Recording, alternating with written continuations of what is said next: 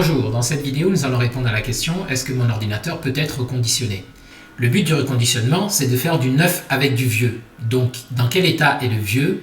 Quels sont les critères qu'il faut regarder pour savoir si, oui ou non, on peut faire du neuf avec son vieux PC? Premièrement, il faut que l'ordinateur soit capable de démarrer. Ça veut dire que quand vous le branchez, quand vous appuyez sur le bouton d'allumage, l'ordinateur s'allume. Même s'il ne va pas jusqu'au bureau de Windows, parce qu'il plante avant d'arriver au bureau de Windows, il faut au moins que l'ordinateur démarre et qu'il reste allumé, même si ça rame et que c'est très lent. Il ne faut pas que l'ordinateur s'allume et puis au bout d'un certain temps s'arrête complètement. Il faut que l'ordinateur soit capable de démarrer, mais même s'il n'arrive pas, je le répète, jusque sur le bureau parce qu'il est trop lent, ce n'est pas bien grave. Pour donner un exemple, c'est comme si on avait un malade qui était toujours capable de respirer, bien qu'il soit dans le coma. Par contre, s'il ne respire plus, si l'ordinateur, quand vous appuyez sur le bouton, ne fait plus aucun bruit et ne démarre pas, alors votre ordinateur ne pourra pas être reconditionné. Deuxième critère, il faut contrôler la capacité à l'ordinateur à supporter le nouveau système. Le reconditionnement, on va faire deux opérations importantes. Une opération de greffe, on va retirer physiquement le disque dur ancien et on va le remplacer par un nouveau disque dur SSD. Et deuxième opération, on va installer un nouveau Windows, un Windows au moins 10 et si ce n'est un Windows 11. Et pour ça, il faut que votre ordinateur soit capable de pouvoir faire fonctionner ce Windows. Donc il faut qu'il ait les critères que je vais vous donner maintenant.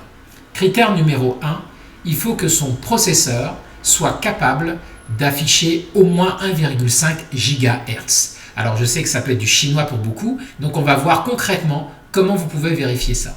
Vous allez aller dans votre ordinateur, évidemment encore faut-il qu'il soit capable de s'allumer, donc vous allez aller dans paramètres, ici je suis sur Windows 10 et je vais trouver ça dans les paramètres ici, dans système et dans à propos de. Ici vous voyez que cet ordinateur, il affiche 3.60 GHz, c'est ce qu'on appelle les gigahertz. Donc ici, c'est bien le processeur qui affiche 3.60. Donc cet ordinateur est tout à fait capable de passer le premier critère, le processeur.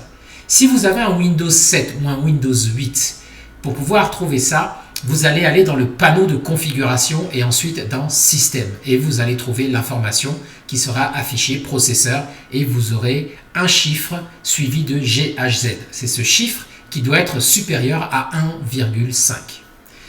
Deuxième critère, la RAM, la mémoire vive. Il faut que la mémoire vive dans votre ordinateur soit au moins de 4 Go, 4 gigaoctets. Donc ça aussi, vous allez le trouver en allant ici dans les paramètres de l'ordinateur ou dans panneau de configuration. Si vous êtes sur Windows 7 et Windows 8, vous allez aller dans panneau de configuration et sinon on va dans Système. Et vous voyez ici RAM installé ou mémoire vive, c'est 32. Nous, je vous ai dit qu'il fallait que ce soit 4, qu'il soit 4 Go.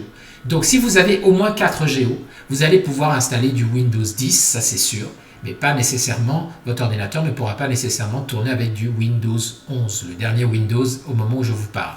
Mais au moins du Windows 10, et si vous reconditionnez votre ordinateur avec un Windows 10, vous êtes au moins tranquille encore pour les 6 à 10 années à venir. Donc, du coup, je récapitule. Premier critère, il faut que l'ordinateur démarre, même si on n'arrive pas jusqu'au bureau parce qu'il est trop lent. Mais il faut qu'il soit capable de démarrer et qu'il reste allumé, qu'il n'y ait pas un problème électrique ou autre dans l'ordinateur qui l'empêche de démarrer. Deuxièmement, il faut que le processeur affiche au moins 1,5 GHz. Et troisièmement, il faut que la RAM soit au moins de 4 Go. Alors si votre ordinateur ne démarre plus, vous allez trouver ces informations de deux façons. Soit vous avez gardé l'emballage, ou vous avez gardé l'autocollant qui est sur l'ordinateur. Les anciens ordinateurs, on avait un petit autocollant qui affichait les caractéristiques de l'ordinateur collé sur l'ordinateur portable ou sur la tour. Eh bien, vous allez lire ces caractéristiques et rechercher ces deux unités, GHz et le chiffre qui vient avant. Je répète, il faut que ce soit plus de 1,5 ou au moins 1,5. Et ensuite, vous allez chercher RAM ou mémoire vive et il faut que ce soit au moins 4 Go.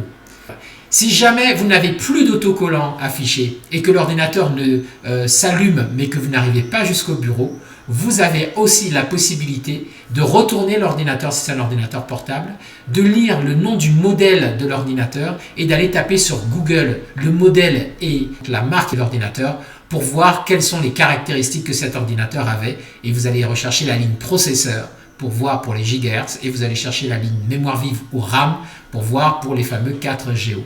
Voilà ce qu'il faut savoir pour savoir si votre ordinateur est éligible pour un reconditionnement. S'il est éligible pour un reconditionnement, c'est une bonne nouvelle parce que avec ce vieil ordinateur, même s'il n'arrive plus au bureau, vous allez repartir avec une bête de course, c'est-à-dire un ordinateur capable de redémarrer parce qu'on va changer le moteur avec un nouveau moteur tout neuf, un SSD tout neuf, et dans ce moteur, on va mettre un système d'exploitation parfaitement neuf lui aussi qui va fonctionner du feu de Dieu. Voilà, j'espère que cette vidéo vous a été utile. Je vous dis à bientôt dans une prochaine vidéo. Au revoir.